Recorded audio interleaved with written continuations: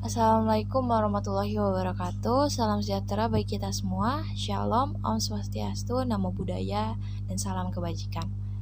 Pada kesempatan kali ini, kami dari kelompok 7 akan mempresentasikan hasil diskusi kami, yaitu tentang budaya negara Tiongkok. Pertama-tama, perkenalkan, nama saya Kalista Natania, lalu ada rekan saya, yaitu Aulia Fazila dan Shania Salsa Nurjana. Baik, maka untuk topik yang pertama yaitu tentang sejarah negara Tiongkok akan dibacakan oleh Aulia Fazila. Sejarah negara Tiongkok. Dari penemuan arkeologi dan antropologi, daerah Tiongkok telah didiami oleh manusia purba sejak 1,7 tahun yang lalu. Peradaban Tiongkok berawal dari berbagai negara kota di sepanjang lembah Sungai Kuning pada zaman Neolitikum. Sejarah tertulis Tiongkok dimulai sejak dinasti Shang pada abad 1750 hingga 1045 sebelum Masehi.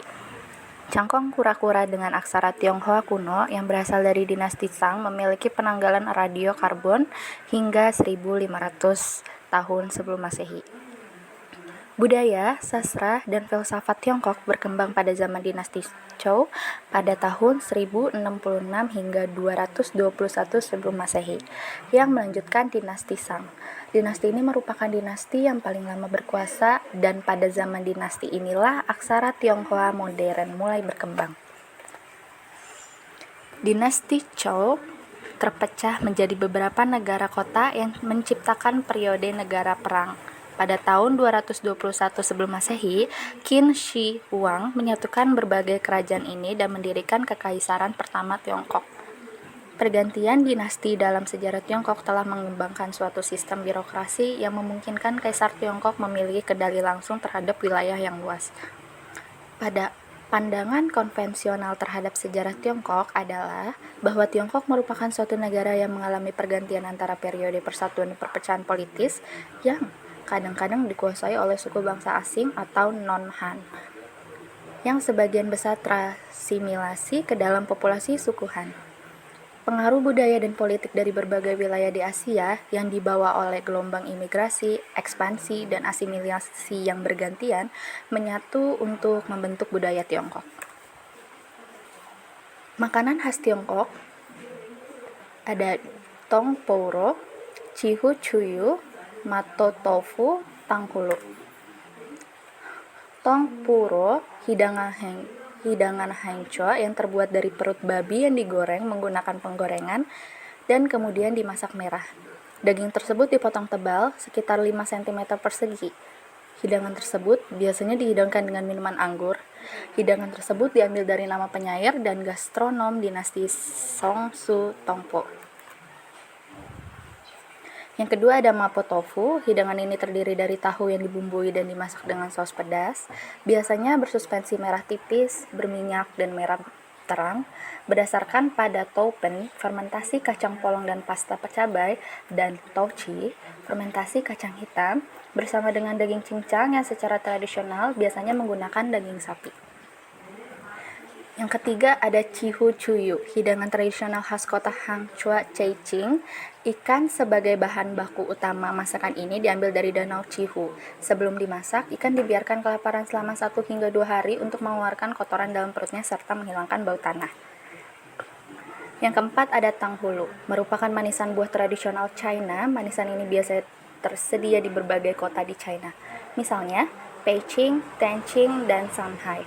Manisan buah ini disajikan dengan cara ditusuk batang bambu yang panjangnya sekitar 20 cm. Tempat wisata di Tiongkok. 1. Tembok Besar Cina. Bangunan Tembok Besar Cina adalah bangunan yang didirikan dari tembok-tembok kecil yang disusun. Pembangunan tembok besar tersebut melibatkan berbagai dinasti Cina dan selama bertahun-tahun lamanya. Tujuannya didirikan tembok besar Cina itu adalah untuk perlindungan dari invasi orang-orang dari sebelah utara.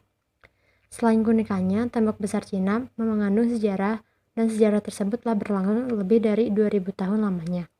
Panjang dari tembok besar Cina adalah 8.800 km. Sayangnya ada beberapa bagian tembok besar Cina yang sudah rusak atau sudah runtuh. Bangunan ini dinobatkan sebagai bangunan yang didirikan oleh tangan manusia dan terpanjang di dunia.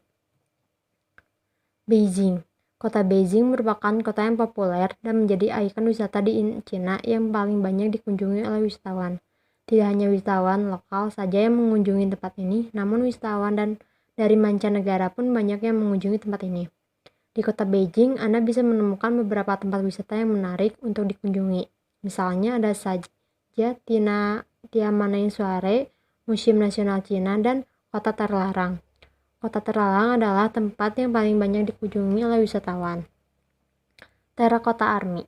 Tempat wisata ini adalah tempat wisata yang berisi dengan kumpulan koleksi patung terakota. Pengunjung yang datang ke sini mampu membayangkan dan mengetahui cerita tentang tentara Qin Shi Huang, sang kaisar pertama yang ada di Cina.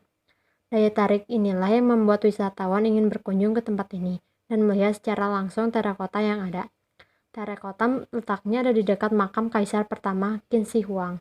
Meski hanya patung, pengunjung yang ada di sini bisa melihat benda-benda yang memiliki sejarah dalam bentuk mirip dengan aslinya. Bahkan ada yang orang sekitar yang bilang bahwa dulu patungnya yang ada di sana adalah asli atau prajurit asli, kemudian berubah menjadi batu. Lalu selanjutnya, saya akan menjelaskan beberapa hotel arsitektur yang ada di Tiongkok. Yang pertama ada Amayang-Yun Hotel. Amayang-Yun Hotel terletak di distrik Shanghai, Cina. Lalu selanjutnya ada Six Senses King Cheng Mountain. Hotel ini berada di Dujiangyan, Cina. Lalu yang ketiga ada Capella Sanya. Hotel ini berada di Hainan, Cina. Lalu yang keempat ada Alila Yangshuo. Hotel ini berada di Guangxi, Cina. Lalu selanjutnya ada Intercontinental Shanghai Wonderland Hotel. Dan hotel ini ada di Shanghai, Cina. Lalu selanjutnya yaitu perbedaan budaya Tiongkok dan Indonesia.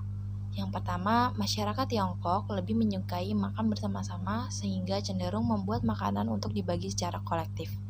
Selain itu, mereka juga terbiasa untuk membeli dan memesan makanan dengan jumlah yang banyak, lalu akan membiarkan siapapun membagi dan mengambilnya dengan sumpit. Sedangkan masyarakat Indonesia cenderung memesan banyak makanan namun hanya memakannya sendiri-sendiri. Lalu yang kedua, orang Tiongkok cenderung memotong makanan dengan ukuran sekali makan atau sekali muat dalam mulut. Sedangkan masyarakat Indonesia justru memasak dengan ukuran yang besar, sehingga masih membutuhkan pisau atau alat bantu lainnya untuk memotongnya kembali. Dan yang terakhir, orang Tiongkok terbiasa makan di atas meja bundar karena meja tersebut dapat diputar sehingga memudahkan untuk mengambil makanan yang ingin dimakan. Meja bundar ini secara filosofis mengandung arti xuanxi yang berarti kesatuan. Sedangkan di Indonesia justru tidak pernah memiliki standar khusus untuk makan. Biasanya kita cenderung makan di meja yang berbentuk persegi. Baik, terima kasih. Sekian dari kelompok kami. Kurang lebihnya mohon maaf. Wabillahi taufiq wal hidayah. Wassalamualaikum warahmatullahi wabarakatuh.